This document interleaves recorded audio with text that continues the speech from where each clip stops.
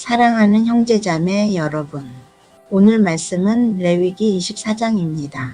지난 시간에는 우리가 레위기 23장의 7절기에 담긴 하나님의 구속사적 의미를 깊이 묵상하며 그 모든 절기가 오직 예수 그리스도 안에서 성취되었음을 확인했습니다. 그 절기들이 구원의 시간표였다면 지금 본문은 그 구원을 받은 백성이 지켜야 할 삶의 공간과 질서에 대해 말씀하십니다. 하나님의 백성이 예배의 자리와 사회의 법정에서 하나님의 거룩함을 어떻게 구체적으로 지켜야 하는지 알려주시는 것이죠. 본문은 크게 세 부분으로 나눌 수 있습니다. 첫째, 꺼지지 않는 등불의 규례로 하나님의 임재에 대한 말씀입니다. 둘째, 항상 드리는 진설병 규례, 하나님의 언약과 공급에 대한 말씀입니다. 셋째, 거룩한 공의의 법, 하나님의 주권과 통치에 대한 말씀입니다. 이 세 가지 말씀을 통해 오늘날 우리가 어떻게 하나님의 나라를 이 땅에 살아낼 수 있을지 함께 주의하고 은혜를 나누고자 합니다. 첫 번째로 하나님의 임재를 상징하는 꺼지지 않는 등불입니다. 1절에서 4절. 1절, 2절. 여호와께서 모세에게 말씀하여 이르시되 이스라엘 자손에게 명령하여 불을 켜기 위하여 감람을 찌어낸 순결한 기름을 네개로 가져오게 하여 계속해서 등잔불을 켜둘지며.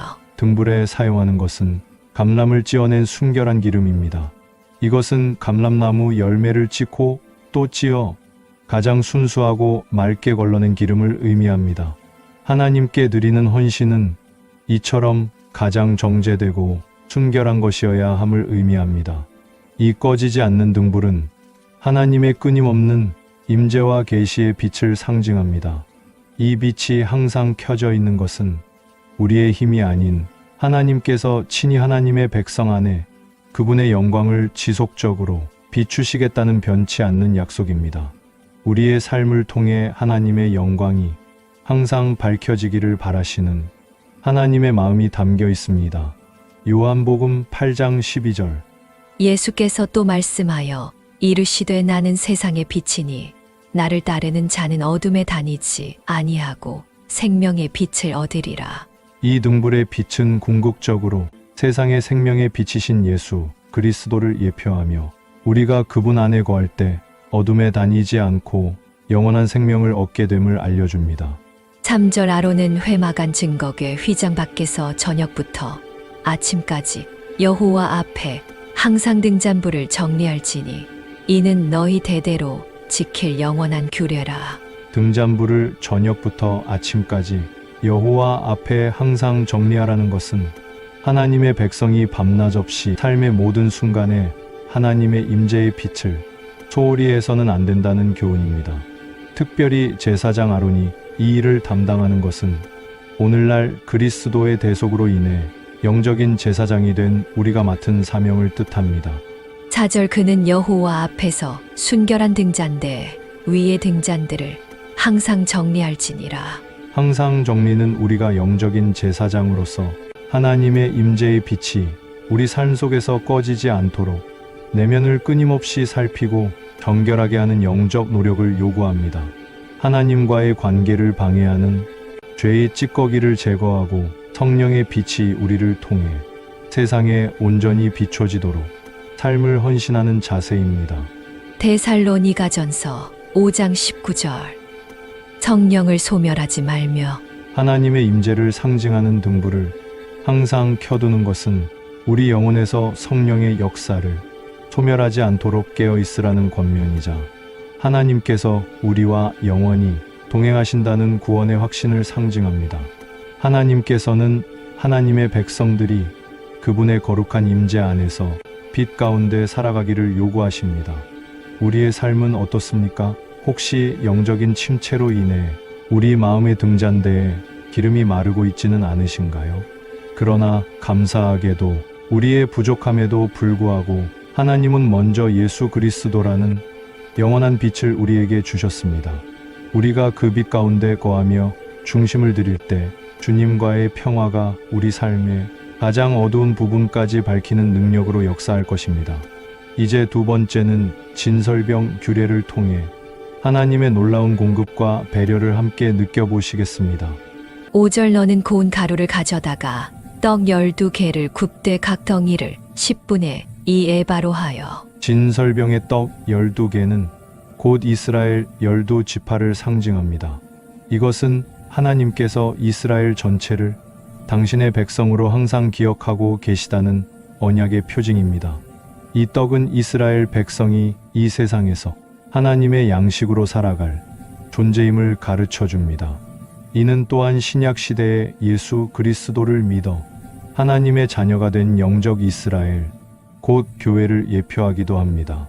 6절 여호와 앞 순결한 상 위에 두 줄로 한 줄에 6씩 진설하고 이 떡이 지성소 바로 바깥에 순결한 상 위에 진설된 것은 하나님과 이스라엘 백성 사이에 영원한 교제와 언약이 끊임없이 유지되고 있음을 시각적으로 보여주는 상징입니다. 예배의 공간에서 가장 잘 보이는 곳에 떡을 두신 것은 하나님의 변치 않는 공급과 돌보심을 백성들이 항상 기억하라는 뜻입니다. 이 진설병은 하나님의 식탁에 우리가 항상 초대되어 있음을 보여주며, 이는 예수 그리스도께서 우리를 위해 마련하신 영원한 잔치 성찬을 미리 보여주는 그림이 됩니다. 7절 너는 또 정결한 유향을 그 각 줄 위에 두어 기념물로 여호와께 화제를 삼을 것이며 떡 위에 놓는 정결한 유향은 떡이 하나님께 드려지는 향기로운 기념물이 되게 했습니다. 이 유향이 타오를 때 하나님께서는 백성들의 예배를 받으시며 당신과의 언약을 기억하셨습니다. 유향은 곧 하나님을 기쁘시게 하는 예배자의 순수한 마음과 열정이 상달되는 것을 의미합니다. 8절 안식일마다 이 떡을 여호와 앞에 항상 진설할지니 이는 이스라엘 자손을 위한 것이요 영원한 언약이니라. 이 떡은 안식일마다 새로운 떡으로 교체되었으며 이는 항상 진설되어야 했습니다. 이 규례는 하나님께서 당신의 백성에게 끊임없이 영적인 양식을 공급하시겠다는 약속입니다. 이 약속은 이스라엘 자손을 위한 영원한 언약으로서 우리가 그분의 자녀됨을 결코 잊지 않으시는 하나님의 사랑을 보여줍니다. 오늘날 우리는 이 항상 진설된 떡이신 예수 그리스도를 통해 영원한 생명을 얻고 그분의 말씀으로 날마다 양식을 공급받습니다. 9절 이 떡은 아론과 그의 자손에게 돌리고 그들은 그것을 거룩한 곳에서 먹을지니 이는 여호와의 화제 중 그에게 돌리는 것으로서 지극히 거룩함이니라. 이는 영원한 규례니라. 교체된 떡을 제사장들이 거룩한 곳에서 먹도록 한 것은 제사장이 이 떡을 먹음으로써 하나님과의 교제에 참여하며 하나님의 양식으로 살아가는 존재임을 확인하는 것입니다. 이것은 오늘날 성도들이 영원한 생명의 떡이신 예수 그리스도를 먹고 마심으로 하나님과의 거룩한 교제에 동참하게 될 것을 미리 보여줍니다. 요한복음 6장 35절 예수께서 이르시되 나는 생명의 떡이니 내게 오는 자는 결코 줄이지 아니할 터이요 나를 믿는 자는 영원히 목마르지 아니하리라. 하나님께서 진설병을 통해 이스라엘에게 양식을 약속하셨듯이 예수 그리스도께서는 친히 우리의 영원한 생명의 떡이 되셔서 우리의 영혼을 영원히 채우셨음을 확증해 주십니다. 우리의 삶은 어떻습니까? 혹시 세상의 헛된 양식을 쫓아 영원히 줄이고 목마른 상태로 살아가고 있지는 않으신가요? 이 진설병 규례는 하나님께서 우리를 하나님의 식탁으로 초대하시고 영원한 생명의 떡을 항상 준비해 두셨음을 강력하게 증언합니다. 이 진리가 오늘날 성도들의 삶에서 우리가 곧 살아있는 예배가 될 때 우리는 이 세상의 헛된 배고픔에서 벗어나 영원히 만족하는 기쁨을 누릴 수 있습니다. 이제 이 거룩한 임재와 양식을 받은 백성들이 그 거룩함을 어떻게 사회 공동체 안에서 지켜야 하는지 가장 무서운 죄와 그 죄에 대한 공의의 심판을 통해 확인해 보겠습니다. 세 번째는 하나님의 이름을 지키는 거룩한 공의의 법입니다. 10절 11절 이스라엘 자손 중에 그의 어머니가 이스라엘 여인이요 그의 아버지는 애굽 사람인 어떤 사람이 나가서 한 이스라엘 사람과 진영 중에서 싸우다가 그 이스라엘 여인의 아들이 여호와의 이름을 모독하며 저주함으로 무리가 끌고 모세에게로 가니라. 그의 어머니의 이름은 슬로미시요 단 지파 디브리의 딸이었더라. 성막규례에 이어 사회 법규가 나옵니다. 여기서 한 혼혈인이 싸움 중 여호와의 이름을 모독하며 저주하는 심각한 죄를 범합니다. 하나님의 이름을 모독하는 것은 존재 자체를 부정하는 가장 심각한 죄였습니다. 이는 곧 하나님과의 언약 관계를 파기하고 하나님을 대적하는 행위였기 때문입니다. 이러한 중대한 사건에 직면했을 때 백성들은 임의로 심판하지 않고 모세에게 끌고 가는 질서를 지킵니다. 12절 그들이 그를 가두고 여호와의 명령을 기다리더니 백성들은 스스로 심판하지 않고 오직 하나님의 명령을 기다립니다. 이는 모든 판단과 심판의 최종 권위가 오직 하나님께 있음을 인정하는 모습이며 하나님의 통치가 인간의 감정이나 임의적인 판단이 아닌 말씀 위에 세워져야 함을 보여줍니다. 13절 14절 여호와께서 모세에게 말씀하여 이르시되 그 저주한 사람을 진영 밖으로 끌어내어 그것을 들은 모든 사람이 그들의 손을 그의 머리에 얹게 하고 온 회중이 돌로 그를 칠지니라.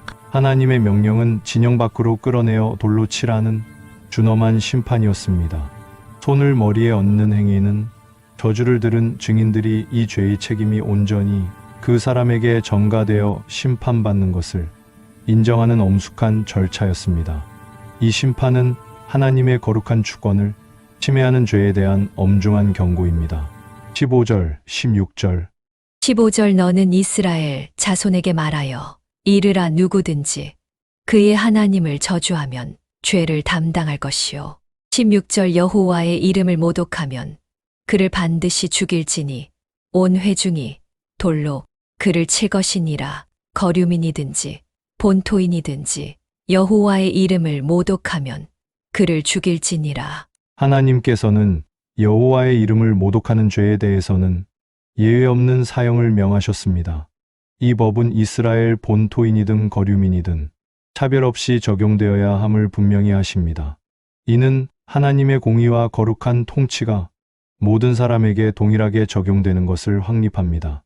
17절에서 20절 17절 사람을 쳐 죽인 자는 반드시 죽일 것이요 18절 짐승을 쳐 죽인 자는 짐승으로 짐승을 갚을 것이며 19절 사람이 만일 그의 이웃에게 상해를 입혔으면 그가 행한 대로 그에게 행할 것이니 20절 상처에는 상처로 눈에는 눈으로 이에는 이로 갚을지라 남에게 상해를 입힌 그대로 그에게 그렇게 할 것이며 이어서 나오는 법은 눈에는 눈, 이에는 이로 알려진 보응법입니다. 이 법은 무제한적인 복수를 제한하고 죄에 상응하는 정당한 대가를 치르게 함으로써 사회적 정의와 평등을 실현하는 하나님의 통치 원리를 담고 있습니다. 하나님의 공의는 반드시 완전하게 이루어져야 함을 보여줍니다. 21절 22절 21절 짐승을 죽인 자는 그것을 물어줄 것이요 사람을 죽인 자는 죽일지니 22절 거류민에게든지 본토인에게든지 그 법을 동일하게 할 것은 나는 너희의 하나님 여호와임이니라. 하나님께서는 다시 한번 거류민에게든지 본토인에게든지 그 법을 동일하게 할 것을 강조하십니다. 그 이유는 바로 나는 너희 하나님 여호와임이니라 라는 하나님의 주권 선포에 있습니다. 하나님의 주권은 모든 백성에게 동등한 법 적용이라는 통치 질서로 나타납니다. 로마서 3장 24절 그리스도 예수 안에 있는 속량으로 말미암아 하나님의 은혜로 값없이 의롭다 하심을 얻은 자 되었느니라. 죄에 대한 하나님의 공의로운 심판은 눈에는 눈의 원칙을 요구했지만 궁극적으로 그 모든 죄의 대가를 예수 그리스도께서 십자가에서 홀로 담당하심으로 우리는 값없이 의롭다 하심을 얻는 구원의 은혜를 누리게 되었습니다. 23절 모세가 이스라엘 자손에게 말하니 그들이 그 저주한 자를 진영 밖으로 끌어내어 돌로 쳤더라. 이스라엘 자손이 여호와께서 모세에게 명령하신 대로 행하였더라. 이스라엘 백성은 하나님의 명령에 순종하여 이 심판을 집행했습니다. 이 사건은 하나님의 거룩한 이름을 지키고 그 공의로운 심판을 통해 하나님의 거룩한 나라를 보존하신다는 것을 증언합니다. 하나님의 거룩한 요구와 준엄한 공의의 법을 볼 때 우리의 부족함이 무겁게 느껴지지는 않으십니까? 혹시 우리가 하나님의 이름을 가볍게 여기거나 하나님의 영광을 가리는 삶을 살지는 않았나요?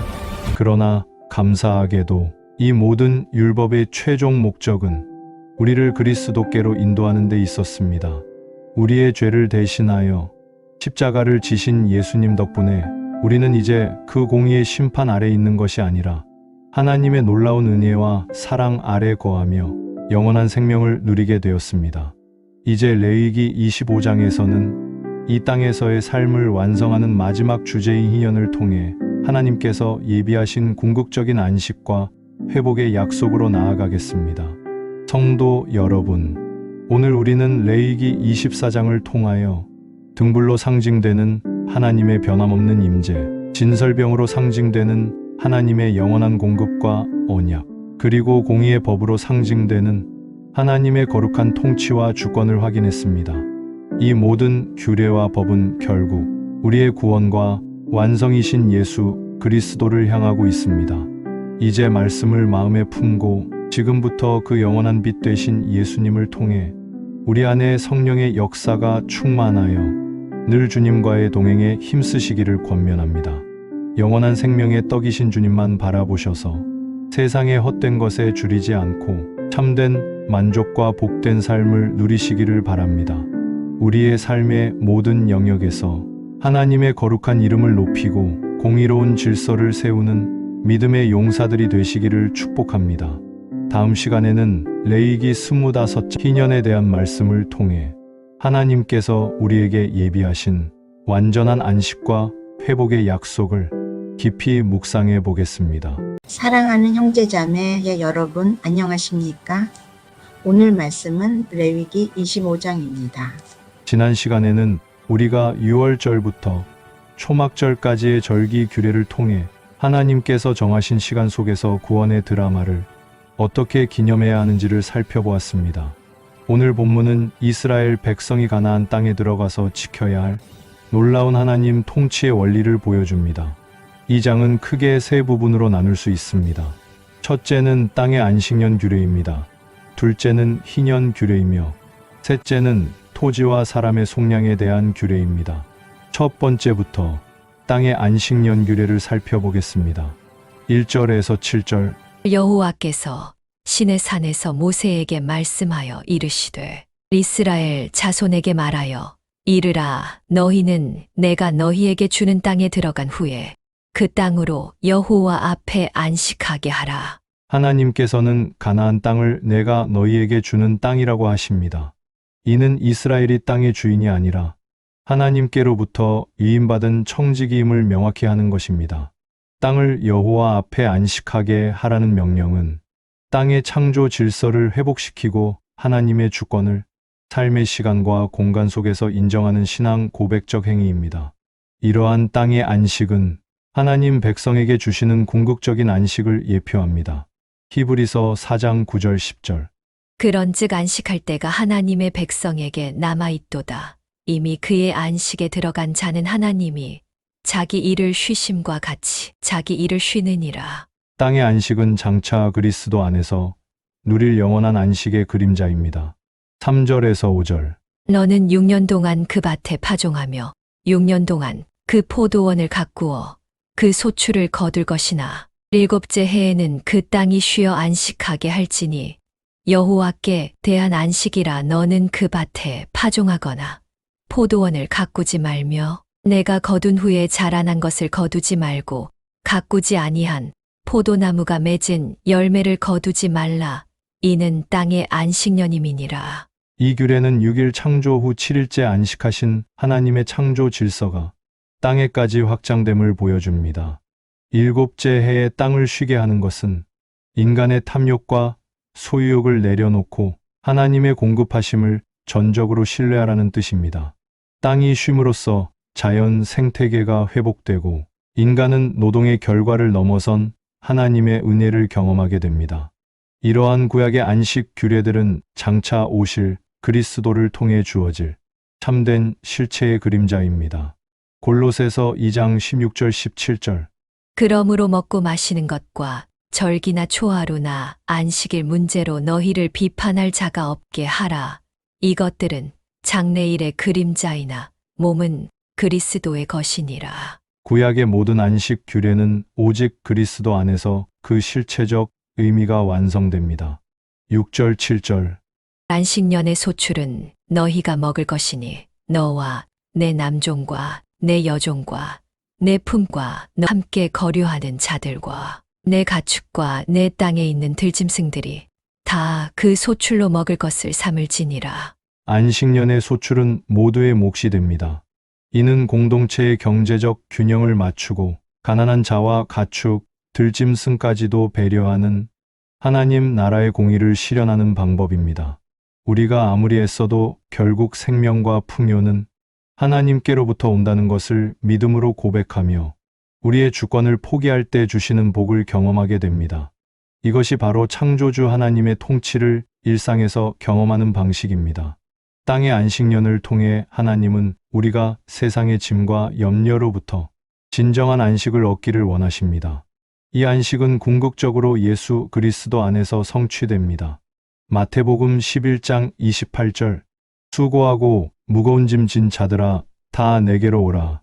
내가 너희를 쉬게 하리라. 그리스도는 우리의 모든 수고와 염려를 맡기면 주시는 참된 안식의 근원이십니다. 이제 하나님께서 이스라엘 공동체의 영원한 빈곤을 막기 위해 준비해 두신 또 다른 은혜의 규례는 희년입니다. 오늘의 두 번째 진리 희년은 구원의 완성을 예표하는 완전한 회복입니다. 8절에서 10절. 너는 7 안식년을 계수할지니 이는 7년이 7번인즉 안식년 7번 동안 곧 49년이라. 7째 달 열흘날은 속죄일이니 너는 뿔납할 소리를 내되 전국에서 뿔납할을 크게 불지며 너희는 50년째 해를 거룩하게 하여 그 땅에 있는 모든 주민을 위하여 자유를 공포하라. 이 해는 너희에게 희년이니 너희는 각각 자기의 소유지로 돌아가며 각각 자기의 가족에게로 돌아갈지며. 안식년을 7번 보내고 49년이 지난 이듬해 50년째 되는 해가 바로 희년입니다. 이 희년은 속죄일에 뿔납할 쇼파르 소리를 내어 온 땅에 자유를 공포하는 것으로 시작됩니다. 이는 경제적 불균형과 사회적 불평등을 50년 주기로 완전히 초기화하는 제도입니다. 모든 토지는 원래 소유주에게 돌아가고 빚으로 종이 되었던 사람은 자유를 얻어 가족에게 돌아갑니다. 희년의 자유 선포는 예수님께서 이 땅에 오셔서 선포하신 복음의 핵심과 맞닿아 있습니다. 누가복음 4장 18절 19절. 주의 성령이 내게 임하셨으니 이는 가난한 자에게 복음을 전하게 하시려고 내게 기름을 부으시고 나를 보내사 포로 된 자에게 자유를 눈먼 자에게 다시 보게 함을 전파하며 눌린 자를 자유롭게 하고 주의 은혜의 해를 전파하게 하려 하심이라 하였더라. 예수님은 구약 희년의 정신인 은혜의 해와 자유를 성취하신 분입니다. 11절 12절. 그 50년째 해는 너희의 희년이니 너희는 파종하지 말며 스스로 난 것을 거두지 말며 가꾸지 아니한 포도를 거두지 말라. 리는 희년이니 너희에게 거룩함이니라. 너희는 밭의 소출을 먹으리라. 희년은 안식년의 안식을 2번 연속하여 지키는 이중적인 안식의 해입니다. 이는 인간의 모든 노력과 염려를 내려놓고 하나님의 완전한 공급을 경험하라는 뜻입니다. 희년을 통해 모든 사람이 동등하게 하나님의 은혜를 경험하듯 그리스도 안에서 우리는 차별 없이 하나가 됩니다. 갈라디아서 3장 28절. 너희는 유대인이나 헬라인이나 종이나 자유인이나 남자나 여자나 다 그리스도 예수 안에서 하나이니라. 그리스도 안에서는 희년처럼 모든 신분과 경제적 차별이 해소되고 하나가 됩니다. 13절에서 17절. 내는 너희가 각기 자기의 소유지로 돌아갈지라. 내 이웃에게 팔든지 내 이웃의 손에서 사거든 너희 각 사람은 그의 형제를 속이지 말라. 그 희년 후에 연수를 따라서 너는 이웃에게서 살 것이요 그도 소출을 얻을 연수를 따라서 내게 팔 것인즉 연수가 많으면 너는 그것의 값을 많이 매기고 연수가 적으면 너는 그것의 값을 적게 매길지니 곧 그가 소출의 다소를 따라서 내게 팔 것이야. 이 각 사람은 자기 이웃을 속이지 말고 내 하나님을 경외하라. 나는 너희의 하나님 여호와이니라. 이 구절들은 토지를 사고 파는 행위가 실제로는 희년까지 남은 기간의 소출을 사고 파는 것이라는 청지기적 관점을 명확히 합니다. 토지 자체의 소유권은 하나님께 있으므로 영구히 팔 수 없습니다. 이것이 하나님 나라 백성이 지켜야 할 가장 중요한 공의의 원리입니다. 하나님께서는 우리를 당신의 거룩한 백성으로 삼으셨고 우리는 더 이상 이방인이 아니라 하나님의 권속입니다. 에베소서 2장 19절 20절. 그러므로 이제부터 너희는 외인도 아니요 나그네도 아니요 오직 성도들과 동일한 시민이요 하나님의 권속이라. 너희는 사도들과 선지자들의 터 위에 세우심을 입은 자라. 그리스도 예수께서 친히 모퉁이 돌이 되셨느니라. 이 땅에서 거류민이었던 우리는 그리스도 안에서 하나님 나라의 영원한 시민이 되었습니다. 18절에서 22절. 너희는 내 규례를 행하며 내 법도를 지켜 행하라. 그리하면 너희가 그 땅에 안전하게 거주할 것이라. 땅은 그것에 열매를 내리니 너희가 배불리 먹고 거기 안전하게 거주하리라. 만일 너희가 말하기를 우리가 만일 7째 해에 심지도 못하고 소출을 거두지도 못하면 우리가 무엇을 먹으리요 하겠으나 내가 명령하여 6째 해에 내 복을 너희에게 주어 그 소출이 3년 동안 쓰기에 족하게 하리라. 너희가 8째 해에는 파종하려니와 묵은 소출을 먹을 것이며 9째 해에 그 땅에 소출이 들어오기까지 너희는 묵은 것을 먹으리라. 이 구절들은 하나님의 약속과 보증을 담고 있습니다. 우리가 하나님의 규례를 지키는 것에 대해 우리가 무엇을 먹으리요?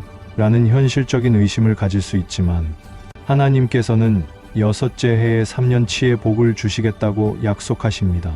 이것은 우리의 생계와 안전이 우리의 노동이 아닌 오직 하나님의 신실한 공급에 달려 있음을 가장 명확하게 보여주는 증거입니다.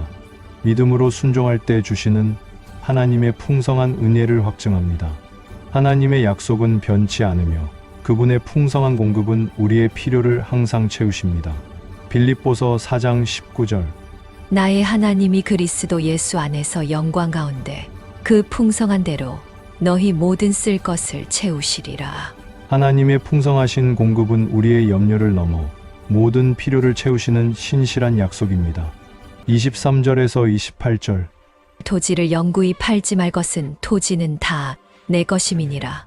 너희는 거류민이요 동거하는 자로서 나와 함께 있느니라. 너희 기업의 온 땅에서 그 토지 무르기를 허락할지니 만일 내 형제가 가난하여 그의 기업 중에서 얼마를 팔았으면 그에게 가까운 기업 물을 자가와서 그의 형제가 판 것을 물을 것이요 만일 그것을 물을 사람이 없고 자기가 부유하게 되어 물을 힘이 있으면 그 판 해를 계수하여 그 남은 값을 산 자에게 주고 자기의 소유지로 돌릴 것이니라. 그러나 자기가 물을 힘이 없으면 그 판 것이 희년에 이르기까지 산 자의 손에 있다가 희년에 이르러 돌아올지니 그것이 곧 그의 기업으로 돌아갈 것이니라. 이 말씀들은 토지 무르기 규례를 통해 가난의 대물림을 막고 가족 기업을 회복시키려는 하나님의 공의로운 배려를 보여줍니다. 가난으로 인해 토지를 팔았을지라도 기업 물을 자가 대신 값을 치르고 토지를 회복시켜야 합니다. 기업 물을 자는 히브리어로 고엘이며 되찾아주는 자, 속량자, 구속자라는 뜻을 가집니다. 이 단어는 단순한 친족 관계의 도움을 넘어 하나님께서 친히 행하시는 구속의 사역을 상징하는 단어로 사용됩니다. 가난하여 자신의 땅 기업을 팔 수밖에 없게 된 형제의 재산을 대신 되사주는 사람, 억울하게 노예가 된 형제를 대신 속량하는 사람, 피살된 자의 복수를 대신 행하는 사람, 가문의 이름을 잊게 하는 자, 결혼제도 루키의 사례들을 볼 수 있습니다. 즉, 무너진 관계를 회복시키고 잃어버린 것을 되찾아주는 사람이 바로 고엘입니다. 구약의 이 고엘 제도는 신약에서 예수 그리스도의 구속 사역으로 완성됩니다. 골로새서 1장 13절, 14절. 그가 우리를 흑암의 권세에서 건져내사 그의 사랑의 아들의 나라로 옮기셨으니 그 아들 안에서 우리가 속량 곧 죄 사함을 얻었도다. 우리는 죄로 인해 하나님 나라의 기업을 잃고 스스로 죄와 사망의 종이 된 절망적인 상황에 처했습니다. 스스로는 절대 이 빚을 갚을 수 없었습니다. 그때 예수님께서 우리와 같은 인간의 몸을 입고 오셔서 우리의 가장 가까운 친족이 되어 주셨습니다. 예수님은 자신의 생명이라는 피값을 치르시고 우리를 죄에서 속량하시고 우리가 잃어버렸던 영원한 생명이라는 하나님 나라의 기업을 완전히 회복시켜 주셨습니다. 그리스도께서 우리에게 참된 고엘이 되신 것입니다. 희년은 우리를 죄와 사망의 빚으로부터 해방시키시는 예수 그리스도를 통한 궁극적인 자유와 회복을 예표합니다. 이제 이 희년 정신을 바탕으로 하나님께서 우리에게 주신 가난한 이웃과 종들을 어떻게 대해야 하는지 살펴보면서 사랑과 공의의 실천으로 함께 나아가 보겠습니다. 세 번째 진리입니다. 토지와 사람의 속량 규례를 통해 하나님의 공의와 이웃 사랑입니다. 29절에서 34절. 성벽 있는 성 내의 가옥을 팔았으면 판지 만 1년 안에는 물을 수 있나니 곧 그 기한 안에 물으려니와 1년 안에 물으지 못하면 그 성 안의 가옥은 산자의 소유로 확정되어 대대로 영구히 그에게 속하고 희년에라도 돌려보내지 아니할 것이니라. 그러나 성벽이 돌리지 아니한 촌락의 가옥은 나라의 전토와 같이 물러주기도 할 것이요 희년에 돌려보내기도 할 것이니라. 레위 족속의 성읍 곧 그들의 소유의 성읍의 가옥은 레위 사람이 언제든지 물을 수 있으나 만일 레위 사람이 물으지 아니하면 그의 소유 성읍의 판 가옥은 희년에 돌려보낼지니 이는 레위 사람의 성읍의 가옥은 이스라엘 자손 중에서 받은 그들의 기업이 됨이니라. 그러나 그들의 성읍 주위에 있는 들판은 그들의 영원한 소유지이니 팔지 못할지니라. 이 규례들은 토지와 가옥의 소유권 회복에 대한 예외 사항을 다룹니다. 성벽 내의 가옥은 상업적 기능과 인구 밀집도 등의 특성상 희년에 회복되지 않고 영구히 팔 수 있었습니다. 반면 레위인의 가옥은 생계가 달린 기업이므로 언제든 물을 수 있고 희년에는 반드시 돌려받아 하나님의 특별한 배려를 받았습니다. 구약의 성전과 관련된 규례들이 오늘날 그리스도인들에게는 살아있는 성전인 우리의 몸과 영혼을 돌아보게 합니다. 고린도전서 3장 16절. 너희는 너희가 하나님의 성전인 것과 하나님의 성령이 너희 안에 계시는 것을 알지 못하느냐. 레위인의 기업에 대한 배려처럼 우리의 몸은 성령이 거하시는 거룩한 성전입니다. 35절에서 38절. 내 형제가 가난하게 되어 빈 손으로 내 곁에 있거든 너는 그를 도와 거류민이나 동거인처럼 너와 함께 생활하게 하되 너는 그에게 이자를 받지 말고 내 하나님을 경외하여 내 형제로 너와 함께 생활하게 할 것인즉 너는 그에게 이자를 위하여 돈을 꾸어 주지 말고 이익을 위하여 내 양식을 꾸어 주지 말라. 나는 너희의 하나님이 되며 또 가나안 땅을 너희에게 주려고 애굽 땅에서 너희를 인도하여 낸 너희의 하나님 여호와이니라. 이 구절들은 가난한 형제를 돕는 태도에 대한 하나님의 마음을 가장 잘 보여줍니다. 가난한 이웃에게 이자를 받지 않고 돕는 행위는 하나님을 경외하는 것과 직결됩니다. 38절은 그들이 애굽의 노예 상태에서 하나님의 구원으로 해방된 자들임을 상기시키며 그 은혜의 경험을 바탕으로 이웃을 도우라는 하나님의 통치적 명령을 내리십니다. 예수님께서는 이웃 사랑의 실천이 바로 하나님의 뜻임을 분명히 하셨습니다. 누가복음 10장 36절 37절. 내 생각에는 이 세 사람 중에 누가 강도 만난 자의 이웃이 되겠느냐. 이르되 자비를 베푼 자니이다. 예수께서 이르시되 가서 너도 이와 같이 하라 하시니라. 진정한 이웃은 경제적 논리가 아닌 자비와 사랑을 실천하는 자입니다. 39절에서 43절. 너와 함께 있는 내 형제가 가난하게 되어 내게 몸이 팔리거든 너는 그를 종으로 부리지 말고 품꾼이나 동거인과 같이 함께 있게 하여 희년까지 너를 섬기게 하라. 그때에는 그와 그의 자녀가 함께 내게서 떠나 그의 가족과 그의 조상의 기업으로 돌아가게 하라. 그들은 내가 애굽 땅에서 인도하여 낸 내 종들이니 종으로 팔지 말 것이야. 너는 그를 엄하게 부리지 말고 내 하나님을 경외하라. 형제가 종으로 팔렸을지라도 그를 품꾼이나 동거인처럼 대하라고 하시며 엄하게 부리지 말라고 하십니다. 이스라엘 백성은 모두 하나님께 속한 종으로 애굽의 노예 상태에서 해방된 자들이기에 동족에게 영구한 종노릇을 시킬 수 없습니다. 이것은 구속의 경험이 이웃사랑의 실천으로 구체화되어야 한다는 하나님 통치의 핵심 원리입니다.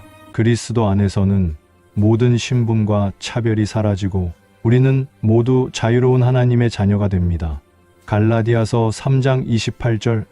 너희는 유대인이나 헬라인이나 종이나 자유인이나 남자나 여자나 다 그리스도 예수 안에서 하나이니라. 그리스도 안에서 우리는 종이 아닌 하나님의 자유로운 자녀로서 신분적 차별이 사라졌습니다. 44절에서 46절. 내 종은 남녀를 막론하고 내 사방 이방인 중에서 취할지니 남녀 종은 이런 자 중에서 사올 것이며 또 너희 중에 거류하는 동거인들의 자녀 중에서도 너희가 사올 수 있고 또 그들이 너희와 함께 있어서 너희 땅에서 가정을 이룬 자들 중에서도 그리할 수 있은즉 그들이 너희의 소유가 될지니라. 너희는 그들을 너희 후손에게 기업으로 주어 소유가 되게 할 것이라. 이방인 중에서는 너희가 영원한 종을 삼으려니와 너희 동족 이스라엘 자손은 너희가 피차 엄하게 부리지 말지니라. 이방인 종에 대한 규례는 이스라엘 동족에게 적용되는 희년의 해방 원칙이 이방인에게는 적용되지 않음을 보여줍니다. 이는 이스라엘 백성이 하나님과의 특별한 언약 관계 속에서 하나님의 종으로 구별되었음을 강조하며 동족에 대한 특별한 책임과 사랑을 요구하는 것입니다. 하지만 신약 시대에 와서 그리스도의 복음은 모든 민족에게 전파될 하나님의 구원 계획을 선포합니다. 마태복음 28장 19절. 그러므로 너희는 가서 모든 민족을 제자로 삼아 아버지와 아들과 성령의 이름으로 세례를 베풀고. 그리스도의 복음은 구약의 민족적 제한을 넘어 모든 민족에게 자유와 구원을 선포합니다. 47절에서 55절. 만일 너와 함께 있는 거류민이나 동거인은 부유하게 되고 그와 함께 있는 내 형제는 가난하게 되므로 그가 너와 함께 있는 거류민이나 동거인 또는 거류민의 가족의 후손에게 팔리면 그가 팔린 후에 그에게는 속량받을 권리가 있나니 그의 형제 중 하나가 그를 속량하거나 또는 그의 삼촌이나 그의 삼촌의 아들이 그를 속량하거나 그의 가족 중 그의 살부치 중에서 그를 속량할 것이요. 그가 부유하게 되면 스스로 속량하되 자기 몸이 팔린 해로부터 희년까지를 그 산 자와 계산하여 그 연수를 따라서 그 몸의 값을 정할 때에 그 사람을 섬긴 날을 그 사람에게 고용된 날로 여길 것이야. 만일 남은 해가 많으면 그 연수대로 팔린 값에서 속량하는 값을 그 사람에게 도로 주고 만일 희년까지 남은 해가 적으면 그 사람과 계산하여 그 연수대로 속량하는 그 값을 그에게 도로 줄지며 주인은 그를 매년의 삭군과 같이 여기고 내 목전에서 엄하게 부리지 말지니라. 그가 이같이 속량되지 못하면 희년에 이르러는 그와 그의 자녀가 자유하리니 이스라엘 자손은 나의 종들이 됨이라. 그들은 내가 애굽 땅에서 인도하여 낸 내 종이요 나는 너희의 하나님 여호와이니라. 마지막으로 이스라엘 동족이 이방인에게 종으로 팔렸을 경우 속량받을 권리가 반드시 있습니다. 가족 중 기업 물을 자가 값을 치르고 속량해야 하며 희년에는 어떤 경우에도 자유를 얻고 기업으로 돌아갑니다. 이 모든 규례의 근거는 55절의 선언입니다. 이스라엘 자손은 나의 종들이 됨이라. 이 모든 속량 규례는 결국 우리를 위해 오신 예수 그리스도를 가리킵니다. 오직 그리스도만이 우리의 가장 가까운 기업 물을 자가 되시어 죄의 종 되었던 우리를 피값으로 사셨습니다. 에베소서 1장 7절. 우리는 그리스도 안에서 그의 은혜의 풍성함을 따라 그의 피로 말미암아 속량 곧 죄 사함을 받았느니라. 예수 그리스도의 보혈만이 우리의 유일한 속량값이며 그 피로 영원한 자유를 얻었습니다. 예수 그리스도의 보혈은 우리를 죄의 노예 상태에서 완전히 해방시키시고 우리가 잃어버렸던 하나님 나라의 기업을 영원히 되찾아 주셨음을 기억하시기를 바랍니다. 이처럼 안식과 회복을 명령하신 하나님께서는 이 모든 규례를 지킬 때 주시는 복과 불순종할 때의 경고를 동시에 주십니다. 다음 시간에는 레위기 26장으로 넘어가 언약적 축복과 저주를 함께 나누며 말씀을 향한 우리의 올바른 자세를 배우겠습니다. 이제 말씀을 마음에 품고 오늘부터 하나님의 안식과 회복의 말씀에 집중하며 은혜로운 하나님께 더 가까이 나아갈 것을 권면합니다. 우리가 만난 하나님은 어떤 분이십니까? 그분은 창조 질서의 주권자이십니다. 땅까지도 쉬게 명령하시는 모든 것의 소유주이십니다. 우리의 모든 소유와 시간이 주님의 통치 아래 있음을 고백하며 진정한 쉼을 주님 안에서 누리십시오. 그분은 궁극적인 회복을 선포하시는 자유의 구원자이십니다. 희년을 통해 모든 속박에서 해방시키시는 긍휼의 하나님이십니다. 우리가 죄의 빚과 세상의 억압 속에서 절망하고 있지는 않습니까? 예수 그리스도 안에서 우리는 언제든지 하나님 기업으로 복귀할 수 있습니다. 우리의 소유와 재능을 영원한 소유가 아닌 임시적인 관리라는 관점에서 바라보시기를 소망합니다. 그분은 공의와 사랑의 실천을 요구하시는 통치자이십니다. 가난한 이웃과 종들을 형제로 대하며 속량의 은혜를 나누라 명령하십니다. 우리 주변의 가난한 이웃과 도움이 필요한 지체들을 경제적 논리나 세상의 잣대로만 보고 있지는 않으십니까? 우리가 받은 자유와 은혜는 이웃의 짐을 함께 지는 것으로 완성됩니다. 우리의 재산, 시간, 재능을 나누는 삶을 통해 하나님의 공의와 사랑을 실천할 수 있기를 권면합니다. 사랑하는 형제자매 여러분, 하나님께서는 우리가 잠시 머무는 이 땅의 삶에서 영적인 쉼을 누리고 회복과 자유를 선포하며 살기를 원하십니다. 우리의 모든 소유와 관계 속에서 하나님의 통치가 이루어지도록 주님만 바라보셔서 복된 삶을 사시기를 바랍니다. 사랑하는 믿음의 가족 여러분, 안녕하십니까? 오늘 말씀은 26장입니다. 혹시 여러분의 삶 속에서 내 뜻대로 되는 것이 하나도 없다고 느낀 적은 없으십니까? 열심히 일했는데 결과는 헛되고 안전을 추구했지만 알 수 없는 두려움에 시달리며 나아갈 길을 알 수 없어 막막할 때가 있습니다. 우리는 왜 이렇게 불안정하고 풍요롭지 못한 삶을 살게 되는 걸까요? 우리의 삶의 궁극적인 안전과 번영은 어디서 오는 것일까요? 지난 시간에는 레위기 25장을 통해 안식년과 희년의 규례를 살펴보았습니다. 모든 것이 하나님의 소유임을 인정하고 그분의 공평하신 통치 안에서 구속과 회복의 원리를 배웠습니다. 오늘 살펴볼 레위기 26장은 지금까지 레위기에서 주신 모든 규례와 계명에 대한 최종 결론입니다. 순종에 대한 복과 불순종에 대한 징계, 그리고 그 징계 중에도 포기하지 않으시는 하나님의 영원한 언약을 담고 있습니다. 본문은 크게 세 부분으로 나뉩니다. 첫째, 순종에 대한 언약적 축복. 둘째, 불순종에 대한 언약적 징계. 셋째, 징계 후의 회복과 영원한 언약입니다. 먼저 첫 번째, 순종에 대한 언약적 축복 1절부터 13절 말씀입니다. 하나님을 섬기는 백성에게 허락하신 풍요와 평화의 복된 상태를 제시합니다. 1절 너희는 자기를 위하여 우상을 만들지 말지니 조각한 것이나 주상을 세우지 말며 너희 땅에 조각한 석상을 세우고 그에게 경배하지 말라. 나는 너희의 하나님 여호와임이니라. 하나님께서는 우상 숭배 금지를 가장 먼저 명령하십니다. 이는 10계명 제1계명의 재확인이며 하나님의 주권을 인정하는 것이 모든 계명 준수의 전제임을 보여줍니다. 나는 너희의 하나님 여호와라는 선언은 오직 여호와만이 이스라엘의 예배 대상이심을 강조합니다. 고린도전서 10장 14절. 그런즉 내 사랑하는 자들아 우상 숭배하는 일을 피하라. 우리가 그리스도를 머리로 삼고 그분께 순종할 때 세상의 헛된 우상에서 벗어나 하나님의 임재를 경험하게 됩니다. 2절. 너희는 내 안식일을 지키며 내 성소를 경외하라. 나는 여호와이니라. 안식일 준수와 성소 경외는 하나님께서 만물의 주인이심을 인정하는 구체적인 행위입니다.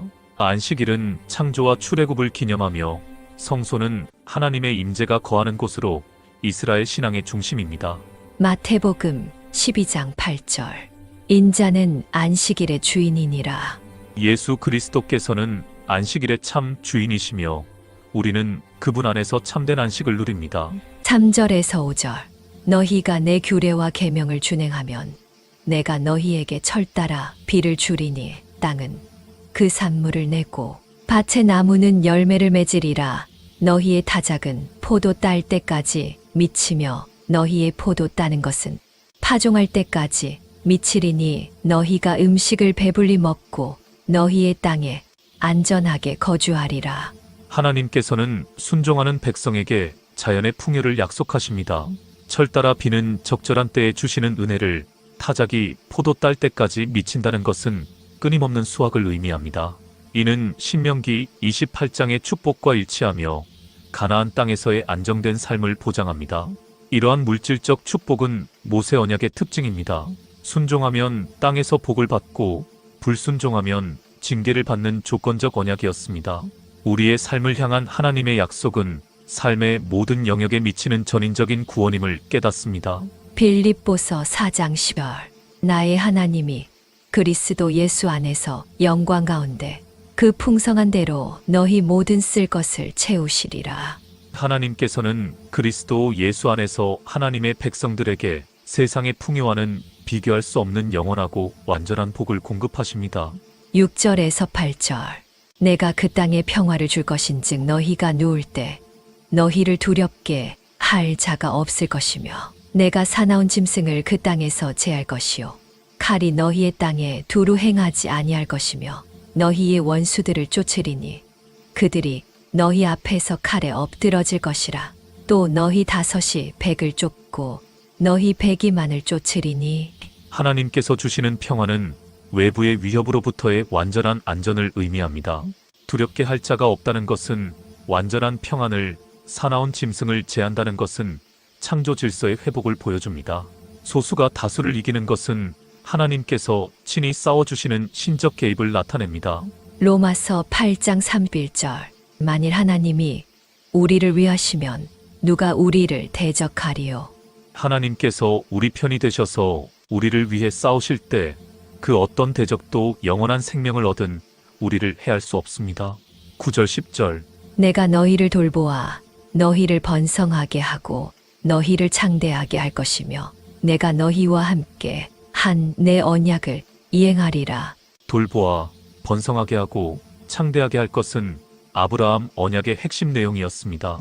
이는 이스라엘을 통해 열방을 구원하려는 하나님의 구원 계획이 성취되는 것을 의미하며 하나님은 당신의 신실하신 언약을 이행하심으로써 하나님이 진정한 왕이시며 하나님 나라의 주권자임을 선포하십니다. 우리의 존재 자체가 하나님의 언약 성취의 도구이며 그분의 약속은 반드시 이루어지는 완성의 개념을 가지고 있음을 기억해야 합니다. 갈라디아서 3장 29절. 너희가 그리스도의 것이면 곧 아브라함의 자손이요 약속대로 유업을 이을 자니라. 우리는 그리스도 안에서 아브라함의 자손이 되어 하나님의 모든 약속과 영원한 복을 상속받을 상속자가 되었습니다. 10절에서 12절. 너희는 오래 두었던 묵은 곡식을 먹다가 새 곡식으로 말미암아 묵은 곡식을 치우게 될 것이며 내가 내 성막을 너희 중에 세우리니 내 마음이 너희를 싫어하지 아니할 것이며 나는 너희 중에 행하여 너희의 하나님이 되고 너희는 내 백성이 될 것이니라. 묵은 곡식을 치우게 될 것은 넘치는 풍요로 인해 묵은 곡식조차 버릴 정도로 수확이 계속되는 복된 상태를 보여줍니다.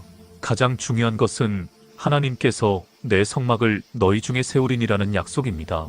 이는 하나님의 임재와 동행이 지속되어 하나님과 백성 사이의 관계가 영원히 지속될 것을 확증하며 이것이 모든 축복의 근원이자 구원 사역의 완성입니다. 우리의 참된 복은 물질적 풍요가 아니라 하나님과의 친밀한 관계 속에 있음을 분명히 깨닫게 됩니다.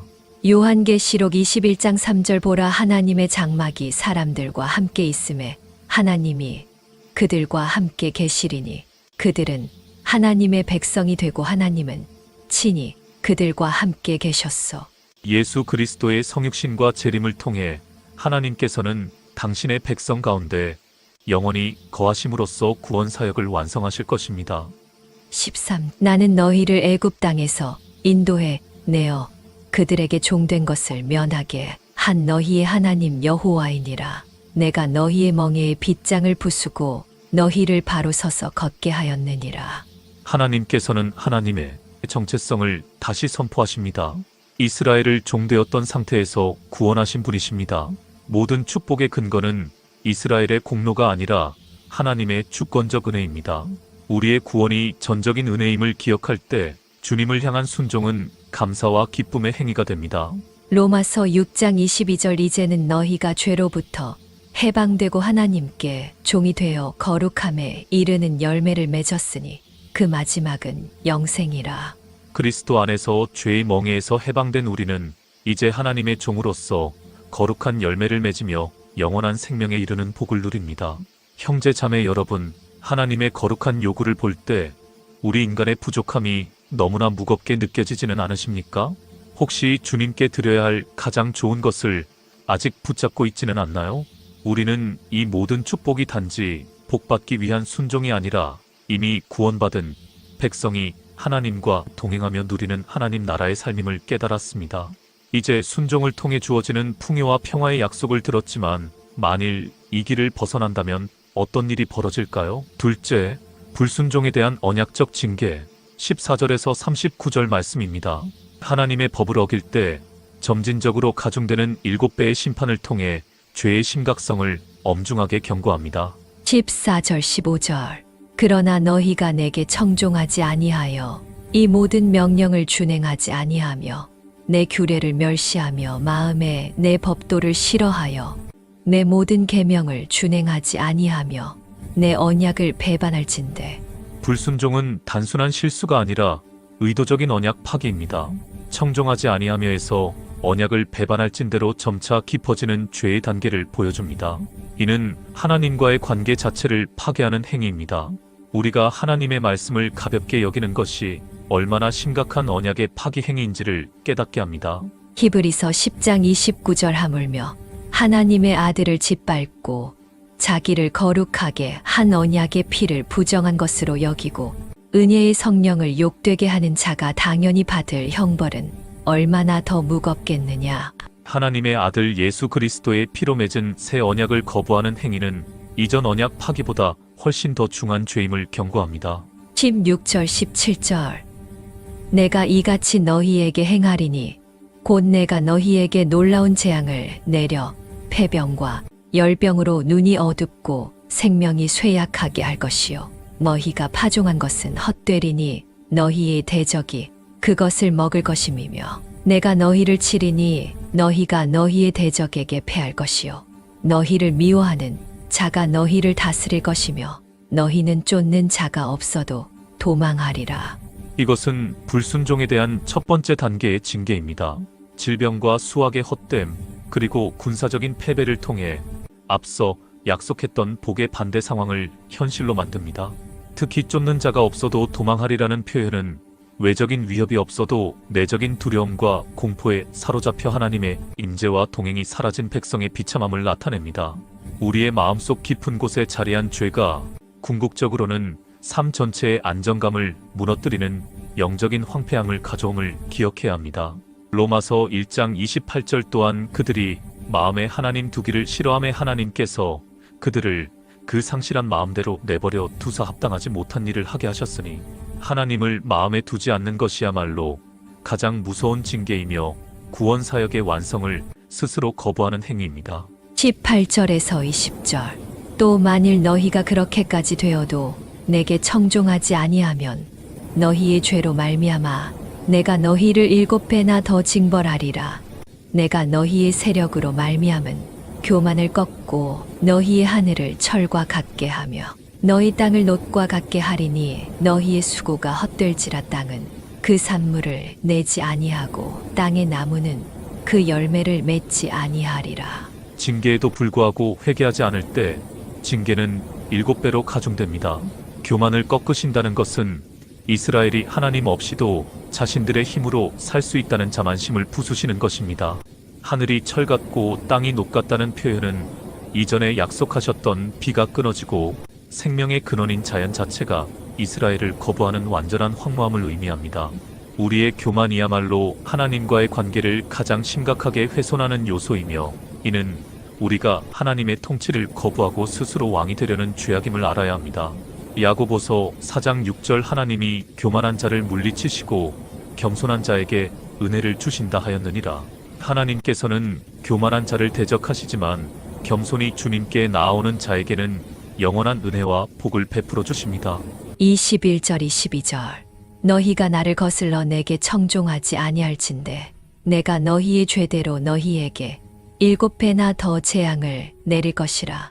내가 들짐승을 너희 중에 보내리니 그것들이 너희의 자녀를 움키고 너희 가축을 멸하며 너희의 수요를 줄이리니 너희의 길들이 황폐하리라. 두 번째 단계의 징계는 들짐승을 통해 생명을 해치시는 것입니다. 이전에 약속하셨던 하나님의 보호가 거두어질 때 창조 질서가 무너지고 인간이 얼마나 무력한 존재가 되는지를 보여줍니다.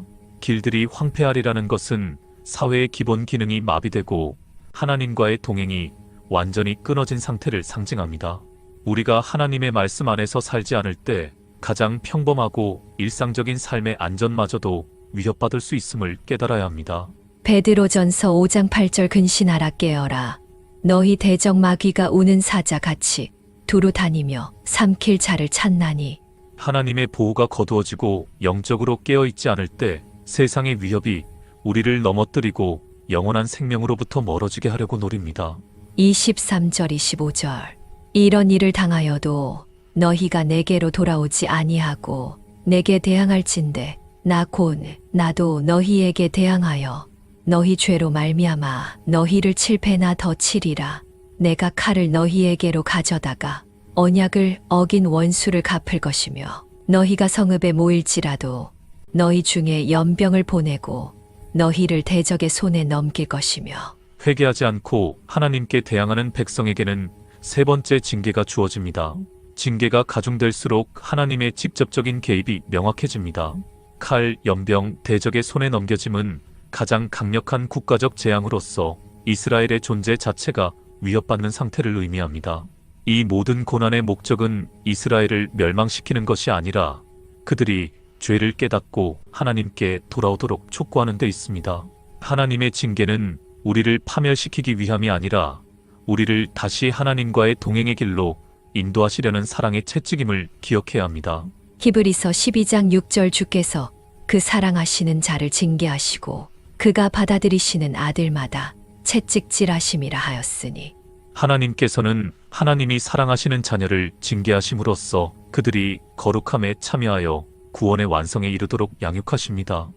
26절 내가 너희가 의뢰하는 양식을 끊을 때에 10 여인이 한 화덕에서 너희 떡을 구워 저울에 달아 주리니 너희가 먹어도 배부르지 아니하리라. 네 번째 징계는 극심한 기근입니다. 10 여인이 한 화덕에서 떡을 굽는다는 것은 양식이 너무나 부족함을 의미하며 저울에 달아준다는 것은 최소한의 생존만을 허락하는 절망적인 상황입니다. 이전에 약속하셨던 풍요와는 정반대의 상황으로 하나님 나라의 복된 상태가 완전히 역전된 것입니다. 우리의 삶의 근본적인 필요마저도 오직 하나님께서 주시는 은혜에 달려있음을 절실히 깨닫습니다. 신명기 8장 3절 사람이 떡으로만 사는 것이 아니요 여호와의 입에서 나오는 모든 말씀으로 사는 줄을 내가 알게 하려 하심이니라. 우리가 세상의 양식으로 배부르지 않을 때 비로소 하나님의 말씀이 우리의 진정한 영원한 생명의 양식임을 깨닫게 됩니다. 27절에서 29절 너희가 이같이 될지라도 내게 청종하지 아니하고 내게 대항할진대 내가 진노로 너희에게 대항하되 너희의 죄로 말미암아 7배나 더 징벌하리니 너희가 아들의 살을 먹을 것이요 딸의 살을 먹을 것이며. 다섯 번째 징계는 식인행위라는 최악의 저주입니다. 이것은 인간성과 도덕성, 사회 질서가 완전히 붕괴된 가장 비참한 상태를 나타냅니다. 하나님과의 언약 관계가 완전히 파괴되었을 때 인간이 얼마나 잔혹해질 수 있는지를 보여줍니다. 이 극도의 고통은 이스라엘이 스스로 하나님 나라의 통치를 거부한 결과임을 명확히 합니다. 죄가 우리 삶에 가져올 수 있는 최악의 결과를 직시하고 날마다 주님 앞에서 회개하며 나아갈 것을 다짐하게 됩니다.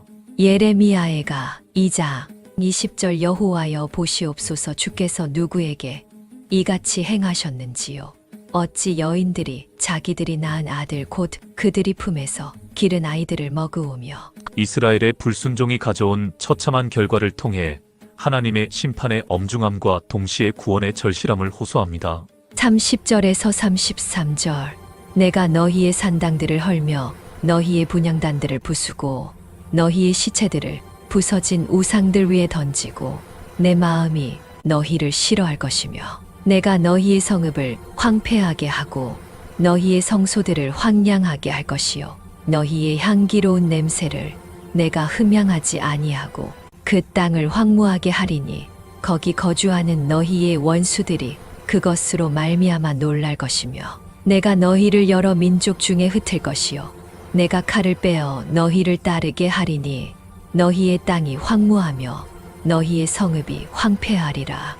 여섯 번째 징계는 우상의 파괴, 성소의 황폐, 그리고 포로 생활입니다. 산당과 분향단이 부서진다는 것은 이스라엘이 의지했던 모든 우상이 무력함을 증명합니다. 성소가 황량하게 되는 것은 11절에 내 성막을 너희 중에 세우리니라는 약속이 거두어졌음을 의미하며 이는 하나님의 임재가 사라졌다는 가장 큰 심판입니다. 궁극적으로 여러 민족 중에 흩어진다는 것은 하나님 나라의 영토와 백성 개념이 일시적으로 사라지는 가장 극심한 징계입니다. 우리가 아무리 열심히 예배를 드린다 해도 죄악 가운데 있다면 하나님께서는 우리의 예배를 흠양하지 않으심을 명심해야 합니다. 이사야 1장 13절 헛된 재물을 다시 가져오지 말라. 분향은 내가 가증히 여기는 바요 월삭과 안식일과 대회로 모이는 것도 그러하니 성회와 아울러 악을 행하는 것을 내가 견디지 못하겠노라. 우상들이 파괴되고 가장 충격적인 것은 성소가 황량하게 된다는 것입니다. 이는 하나님의 임재가 떠나셨음을 의미하며 가장 큰 심판입니다. 궁극적으로 여러 민족 중에 흩어짐은 바벨론 포로와 AD 70년 예루살렘 멸망으로 성취되었습니다. 하나님께서는 외식적인 예배가 아니라 죄악에서 돌이킨 참된 회개와 순종을 통해 드려지는 예배를 받으십니다. 34절 35절 너희가 원수의 땅에 살 동안에 너희의 본토가 황무할 것이므로 땅이 안식을 누릴 것이라. 그때의 땅이 안식을 누리리니 너희가 그 땅에 거주하는 동안 너희가 안식할 때의 땅은 쉬지 못하였으나 그 땅이 황무할 동안에는 쉬게 되리라. 이 구절은 매우 충격적인 공의의 실현을 담고 있습니다. 이스라엘이 안식년을 지키지 않음으로써 땅의 안식을 빼앗았기 때문에 하나님께서는 그들이 포로로 잡혀가서 그 땅을 떠나 있는 동안에 땅이 강제적으로 안식을 누리게 하십니다. 이는 하나님께서 당신이 정하신 질서와 주권을 반드시 회복시키고 통치하신다는 엄중한 선언입니다. 우리의 불순종으로 인해 하나님의 계획이 좌절되는 것이 아니라 하나님은 하나님의 공의와 주권을 지키시기 위해 징계 중에도 당신의 질서를 회복시키심을 깨닫고 두려움과 경외함으로 주님께 복종해야 합니다.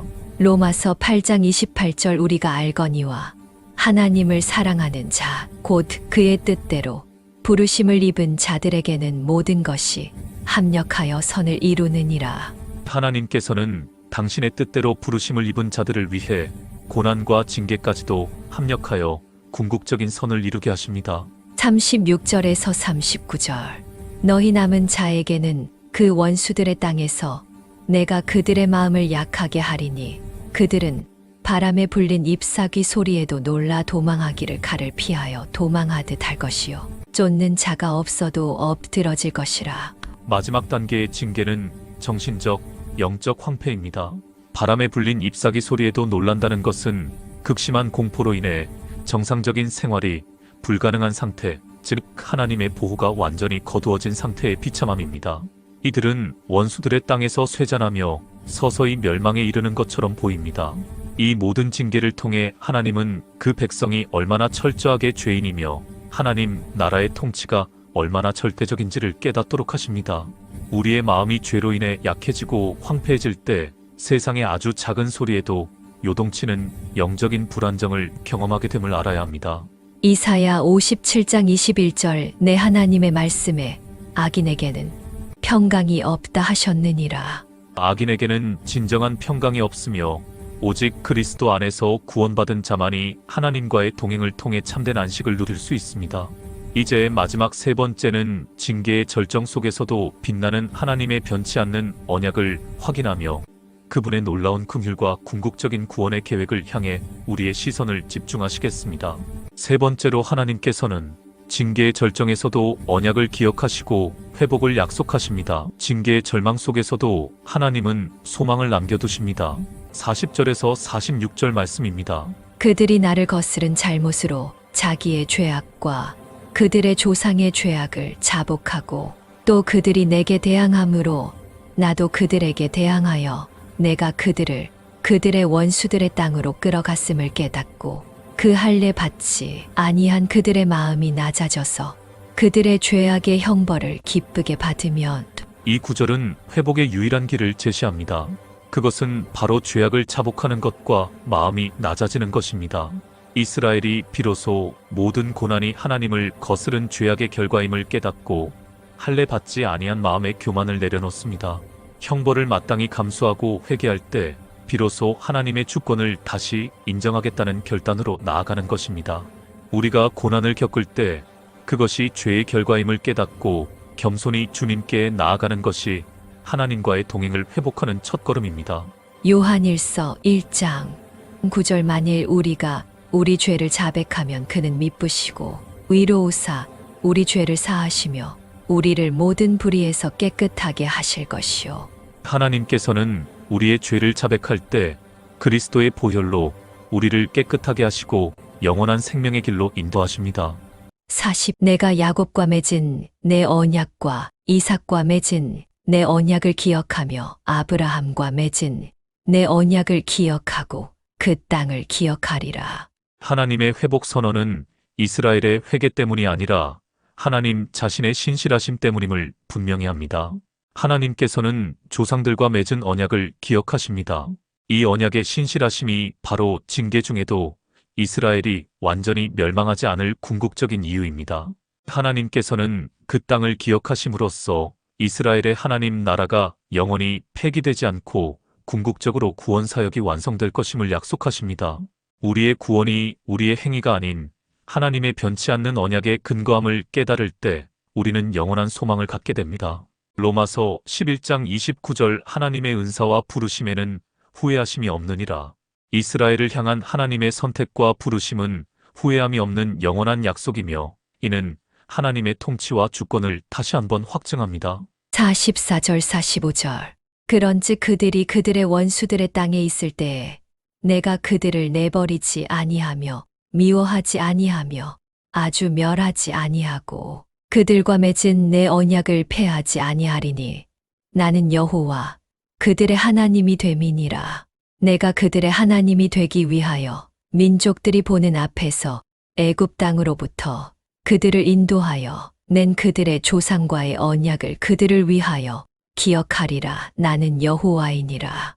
하나님께서는 그들의 죄악 때문에 땅이 안식을 누리게 하시지만 동시에 내가 그들을 내버리지 아니하며 아주 멸하지 아니하고라고 약속하십니다. 이것이 바로 긍휼과 은혜의 선언입니다. 하나님께서는 언약 백성과의 관계를 절대로 폐하지 않으시며 궁극적으로 구원을 이루시겠다는 강한 의지를 보여주십니다. 그들의 하나님이 되기 위하여 애굽에서 인도해내신 과거의 구원 사건을 기억하시며 하나님의 임재와 동행이 회복될 것을 예고하십니다. 우리가 넘어져 가장 비참한 상황에 처할지라도 하나님께서는 우리를 영원히 사랑하시고 포기하지 않으심을 믿어야 합니다. 디모데후서 2장 13절 우리는 미쁨이 없을지라도 주는 항상 미쁘시니 자기를 부인하실 수 없으시리라. 우리의 연약함에도 불구하고 하나님께서는 당신의 신실하신 성품 때문에 우리를 향한 언약의 사랑을 끝까지 지키십니다. 46. 이것은 여호와께서 시내 산에서 자기와 이스라엘 자손 사이에 모세를 통하여 세우신 규례와 법도와 율법이니라. 레위기 전체가 신의 산 언약의 구체적 내용임을 확인합니다. 모든 규례는 이스라엘이 거룩한 제사장 나라로 살도록 하기 위한 것이었습니다. 오늘 말씀을 통해 우리는 세 가지 진리를 배웠습니다. 첫째, 순종은 풍요와 평화로 이어집니다. 둘째, 불순종은 단계적 징계를 초래하지만 그 목적은 멸망이 아니라 회복입니다. 셋째, 하나님께서는 언약을 기억하시고 회복을 약속하십니다. 이스라엘의 회개도 중요하지만 궁극적으로 하나님의 신실하심이 구원의 근거입니다. 이 모든 약속은 예수 그리스도 안에서 완성되었습니다. 이제 말씀을 마치겠습니다. 그분은 율법의 요구를 완전히 충족시키셨고 우리의 죄를 위해 십자가에서 징계를 받으셨으며 새 언약을 세우셔서 우리에게 영원한 구원을 주셨습니다.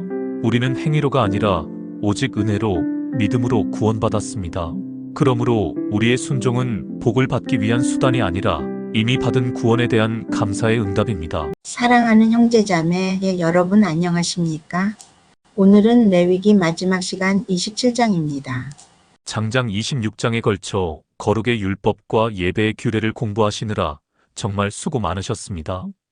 기억하십시오. 이 모든 말씀이 선포된 장소는 바로 신의 산. 지금 이스라엘 백성들은 아직 이 산 아래에 머물고 있습니다. 레위기의 모든 명령은 약속의 땅으로 나아가기 직전 이 거룩한 산에서 규례들을 주시는 하나님의 마지막 준비 과정입니다. 오늘 본문은 우리가 지금까지 배운 거룩한 삶과 헌신의 규례를 우리의 재산과 서원이라는 가장 실제적인 영역으로 확장하며 매듭짓습니다. 이는 하나님께서 우리의 삶 전체를 하나님의 주권 아래 두시기를 원한다는 최종 선언입니다. 이제 이 마지막 장을 통해 광야 여정과 가나안 입성을 위한 완벽한 영적 무장을 마치고 다음 장소로 나아갈 준비를 함께 해보겠습니다. 혹시 여러분의 삶에서 중요한 문제를 두고 간절히 서원해 본 경험이 있으십니까? 우리의 신앙생활에서 자발적인 헌신만큼 귀한 것은 없습니다. 그런데 우리는 그 헌신의 약속과 가치를 어떻게 이행하고 계산해야 하는지 모호하게 여길 때가 많습니다. 오늘 레위기 27장은 이 서원과 헌신에 대한 마지막 규례를 통해 우리의 삶 전체가 어떻게 하나님의 주권 아래 있어야 하며 참된 헌신이란 무엇인지를 가장 구체적으로 가르쳐 줍니다. 지난 시간에는 레위기 26장을 통해 순종의 복과 불순종의 경고를 확인하며 하나님 나라 백성의 거룩한 삶의 기준을 가슴에 새겼습니다. 오늘 본문 레위기 27장은 이러한 거룩한 삶의 연장선상에서 우리의 자발적인 서원을 통해 헌신의 구체적인 기준을 제시하며 우리 삶의 모든 것이 그분의 통치와 주권 아래 있음을 선포합니다. 오늘 말씀은 크게 세 부분으로 나눌 수 있습니다. 첫 번째, 사람을 서원할 때의 대속금 가치. 두 번째, 짐승과 재산을 성별하거나 물을 때의 규례. 세 번째는 하나님께서는 온전히 바친 것과 11조의 거룩성에 대해 말씀하십니다. 이제 첫 번째 진리인 서원한 사람의 대속 가치에 대한 말씀을 함께 깊이 묵상해 보겠습니다. 여호와께서 모세에게 말씀하여 이르시되 이스라엘 자손에게 말하여 이르라 만일 어떤 사람이 사람의 값을 여호와께 드리기로 분명히 서원하였으면 너는 그 값을 정할지니. 여기서 말하는 서원은 자신의 몸이나 타인을 하나님께 헌신하겠다고 약속하는 것입니다. 이는 실제로 그 사람을 성전종으로 바치는 것이 아니라 그 사람의 노동력에 해당하는 가치를 돈으로 환산하여 하나님께 대신 드리는 대속금을 의미했습니다. 하나님께서는 우리의 진실한 서원을 가볍게 여기지 않으시고 그 가치를 공정하게 정하도록 하심으로써 헌신과 약속의 중요성을 깨닫게 하셨습니다. 3절 내가 정한 값은 20살로부터 60살까지는 남자면 성소의 세겔로 은 50세겔로 하고 여자면 그 값을 30세겔로 하며. 가장 높은 은 50세겔이 매겨진 성인 남자는 사회에서 가장 왕성하게 노동력을 발휘하는 계층이었습니다. 하나님께서는 우리가 드릴 수 있는 가장 왕성한 힘과 시간을 당신의 나라와 영광을 위해 사용하기를 원하십니다. 우리의 헌신이 감정적인 결단이 아닌 구체적인 가치와 희생을 요구하는 것임을 보여줍니다. 5살로부터 20살까지는 남자면 그 값을 20세겔로 하고 여자면 10세겔로 하며 1개월로부터 5살까지는 남자면 그 값을 은 5세겔로 하고 여자면 그 값을 은 3세겔로 하며 60살 이상은 남자면 그 값을 15세겔로 하고 여자는 10세겔로 하라. 이러한 나이와 성별에 따른 세밀한 가치 규정은 사람 자체의 내재적 가치가 아니라 하나님께 대속금으로 드릴 봉사 능력을 경제적으로 환산한 것이며, 하나님은 우리의 형편과 능력을 정확하게 아시고 그에 합당한 헌신을 요구하심을 보여줍니다. 이 모든 가치 측정 행위는 결국 우리 인간의 참된 구원과 영원한 생명이 우리의 행위나 능력으로 얻는 것이 아니라 오직 예수 그리스도의 흠없는 희생으로 말미암아 대속되어짐을 깨닫게 하기 위함입니다. 히브리서 9장 14절 하물며 영원하신 성령으로 말미암아 흠 없는 자기를 하나님께 드린 그리스도의 피가 어찌 너희 양심을 죽은 행실에서 깨끗하게 하고 살아 계신 하나님을 섬기게 하지 못하겠느냐. 우리가 어떤 가치를 드린다고 해도 그리스도의 완전한 피에 비할 수 없습니다. 예수 그리스도의 피는 우리를 영원히 정결하게 하고 하나님의 임재 가운데 살도록 인도하는 완전한 구원의 완성입니다. 8절 그러나 서원자가 가난하여 내가 정한 값을 감당하지 못하겠으면 그를 제사장 앞으로 데리고 갈 것이요. 제사장은 그 값을 정하되 그 서원자의 형편대로 값을 정할지니라. 여기서 우리는 하나님의 놀라운 은혜와 배려를 발견합니다. 하나님은 서원자가 정한 값을 감당하지 못할 경우 제사장이 그의 형편대로 값을 정하여 줍니다. 이는 하나님께서 돈만을 원하시는 것이 아니라 서원의 정신과 마음의 중심을 중요하게 여기시는 자비로운 성품을 드러냅니다. 하나님의 나라는 율법의 엄격함 속에 따뜻한 은혜가 공존하여 모든 백성이 참여할 수 있도록 열려 있습니다. 이 말씀은 서원자의 가난한 형편까지도 돌보시는 하나님의 섬세한 통치를 나타냅니다. 하나님은 우리의 마음의 간절함을 보시며 우리가 가진 있는 그대로를 기쁘게 받으십니다. 우리의 헌신은 가난함 때문에 좌절되지 않고 오히려 하나님의 풍성한 은혜를 경험하는 통로가 되는 것입니다. 우리의 헌신은 율법적 강제가 아니라 하나님께서 주신 은혜에 대한 기쁨의 응답이 되어야 합니다. 이제 하나님께서 우리의 형편에 맞춰 준비해 두신 또 다른 은혜의 규례, 두 번째로 기억해야 할 것인 짐승과 채산을 성별하거나 물을 때의 규례를 통해 그분의 놀라운 배려를 함께 느껴보시겠습니다. 사람이 서원하는 예물로 여호와께 드리는 것이 가축이면 여호와께 드릴 때는 다 거룩하니 그것을 변경하여 우열간 바꾸지 못할 것이요. 혹 가축으로 가축을 바꾸면 둘 다 거룩할 것이며. 짐승을 서원 예물로 드리기로 했다면 그 짐승은 즉시 거룩한 것이 되어 바꿀 수 없었습니다. 만약 바꾸려 한다면 바꾼 짐승 둘 다 하나님께 드려졌습니다.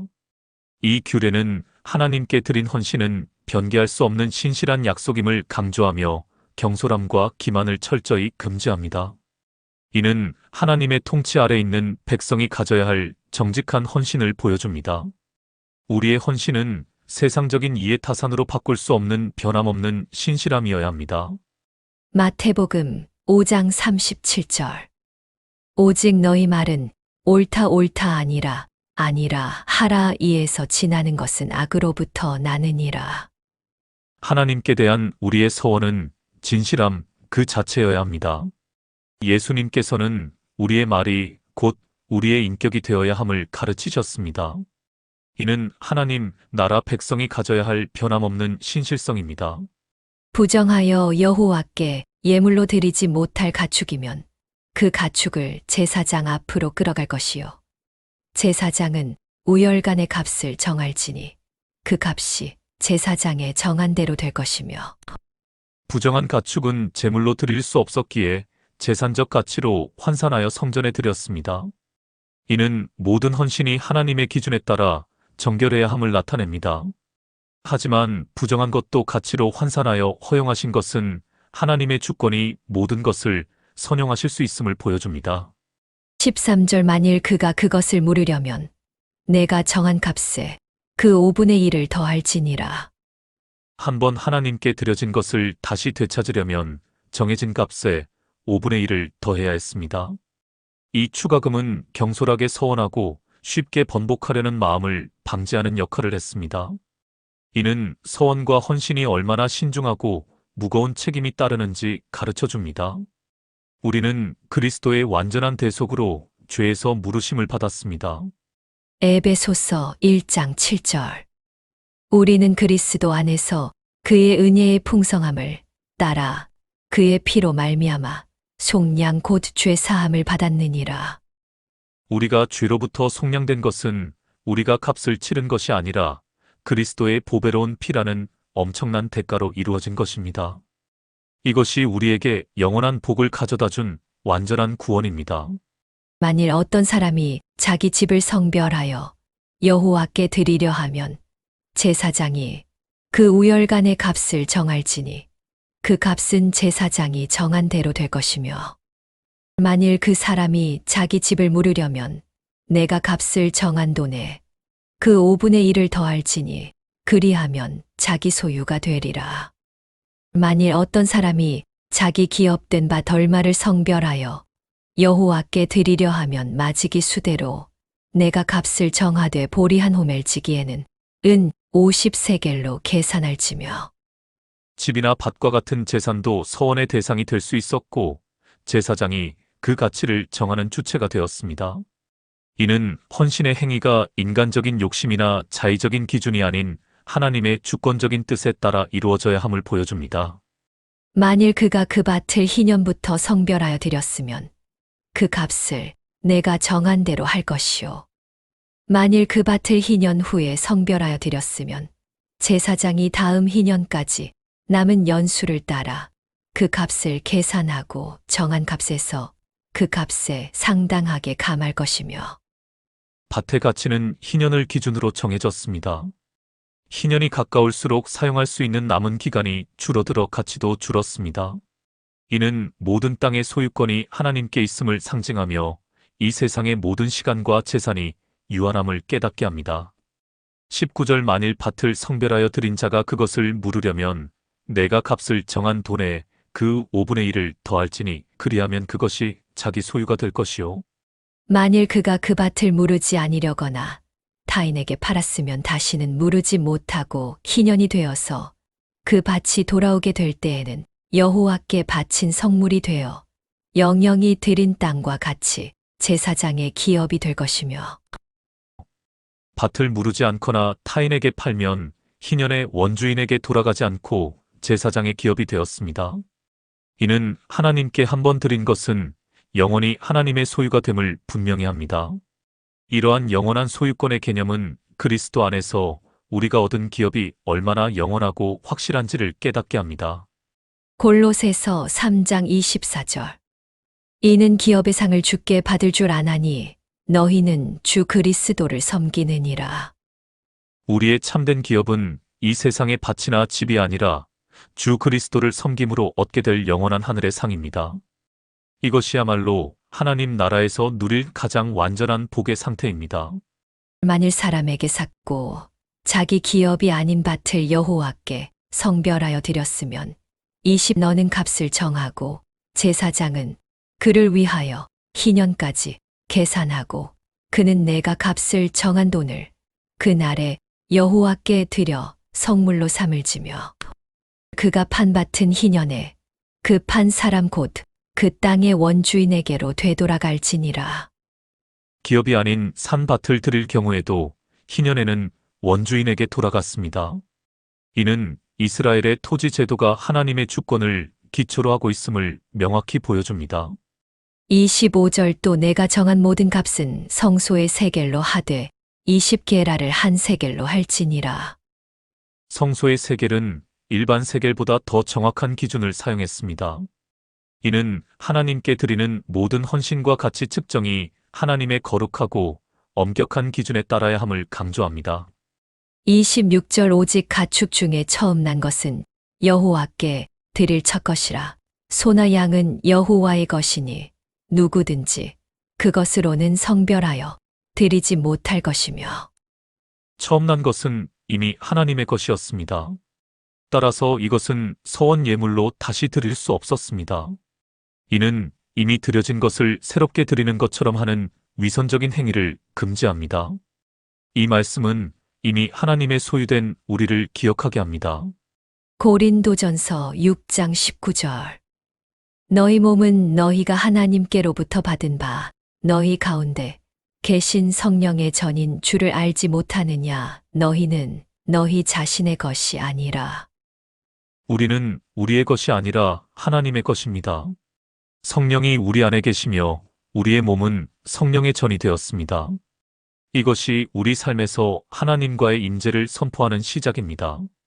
27절 만일 부정한 짐승이면 내가 정한 값에 그 5분의 1을 더하여 물을 것이요. 만일 무르지 아니하려면 내가 정한 값대로 팔지니라. 하나님께서는 우리의 집, 밭, 짐승까지도 정확한 가치를 매기십니다. 이 모든 규례는 우리가 값없이 받은 그리스도의 완전한 대속을 깨닫게 하며 우리의 헌신은 손해가 아니라 영원한 가치를 얻는 투자임을 보여줍니다. 우리가 중심을 드릴 때 주님과의 평화가 우리 삶의 가장 어려운 문제까지 해결하는 능력으로 역사할 것입니다. 28절 어떤 사람이 자기 소유 중에서 오직 여호와께 온전히 바친 모든 것은 사람이든지 가축이든지 기업에 바치든지 팔지도 못하고 무르지도 못하나니 바친 것은 다 여호와께 지극히 거룩함이며. 온전히 바친 것, 즉 헤렘은 영원히 하나님께 드려진 것으로 다시 무르거나 팔 수 없었습니다. 이는 하나님께 대한 절대적인 헌신과 타협 없는 순종을 요구하는 지극히 거룩함의 가치를 선포합니다. 29절 온전히 바쳐진 그 사람은 다시 무르지 못하나니 반드시 죽일지니라. 이스라엘 공동체 내에서 인신제사로 실행된 것이 아닙니다.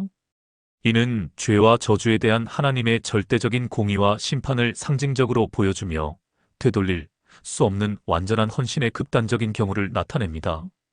본래 이처럼 하나님 앞에서 죄와 허물로 인해 헤렘에 해당하는 존재가 우리였으나 예수 그리스도께서 십자가에서 궁극적인 저주와 심판을 대신 담당하심으로 우리를 구속하셨음을 가르쳐 줍니다. 우리가 죽음에서 벗어날 수 있었던 유일한 이유는 그리스도의 대속 때문입니다. 갈라디아서 3장 13절. 그리스도께서 우리를 위하여 저주를 받은 바 됐사. 율법의 저주에서 우리를 속량하셨으니 기록된 바 나무에 달린 자마다 저주 아래에 있는 자라 하였음이라. 그리스도께서는 우리를 위해 저주를 받으시고 율법의 저주에서 우리를 속량하셨습니다. 이것이야말로 하나님의 구원 사역의 완성이며 우리에게 영원한 복된 상태를 허락하셨습니다. 그리고 그 땅의 10분의 1 곧 그 땅의 곡식이나 나무의 열매는 그 10분의 1은 여호와의 것이니 여호와의 성물이라. 또 만일 어떤 사람이 그의 11조를 물으려면 그것에 5분의 1을 더할 것이요. 11조는 이미 여호와의 것이며 여호와의 성물이었습니다. 우리의 11조는 드리는 행위 이전에 하나님께 돌려드리는 행위입니다. 이는 우리 삶의 모든 소유가 하나님의 주권으로 주어졌음을 고백하는 인정입니다. 모든 소나 양의 11조는 목자의 지팡이 아래로 통과하는 것에 10번째의 것마다 여호와의 성물이 되리라. 가축의 11조는 사람이 선택하거나 조작할 수 없는 하나님의 공정하고 주권적인 방식으로 이루어졌습니다. 우리의 헌신은 가장 투명하고 정직하게 드려져야 합니다. 33절 그 우열을 가리거나 바꾸거나 하지 말라. 바꾸면 둘 다 거룩하리니 무르지 못하리라. 우열을 가리는 행위는 인간의 욕심이 개입되는 것이므로 금지되었습니다. 이것은 우리의 헌신이 계산적이지 않고 하나님의 주권 앞에 있는 그대로 순종해야 함을 가르쳐 줍니다. 이러한 순종의 헌신이야말로 주님을 기쁘시게 하는 예배입니다. 빌립보서 4장 18절. 내게는 모든 것이 있고 또 풍부한지라 에바브로디도 편에 너희가 준 것을 받음으로 내가 풍족하니 이는 받으실 만한 향기로운 제물이요 하나님을 기쁘시게 한 것이라. 우리가 마음으로 드리는 순종의 헌신은 하나님을 기쁘시게 하는 향기로운 제물이 됩니다. 34절. 이것은 여호와께서 시내 산에서 이스라엘 자손을 위하여 모세에게 명령하신 계명이니라. 이 모든 말씀은 이스라엘 백성이 하나님의 나라에서 거룩한 백성으로 살기 위한 하나님의 통치 원리였습니다. 하나님의 거룩한 요구 앞에 우리는 나의 것이라 생각했던 것들이 사실은 주님의 것이었음을 인정해야 합니다.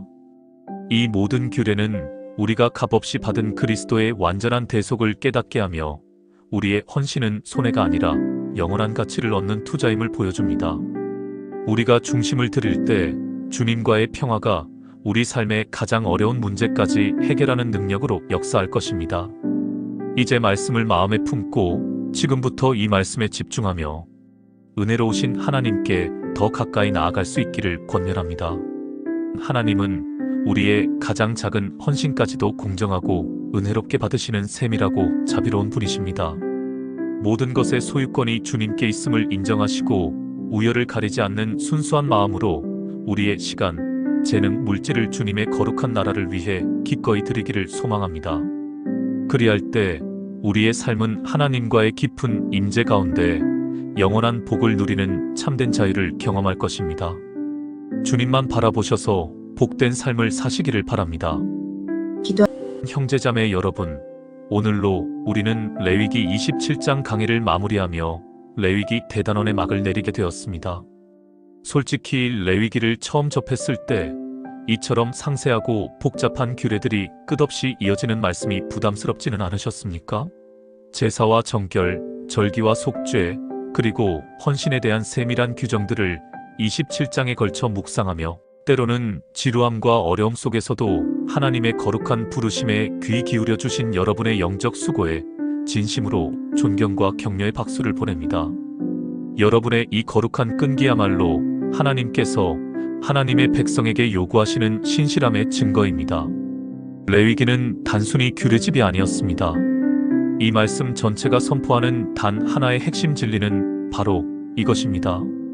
내가 거룩하니 너희도 거룩하라.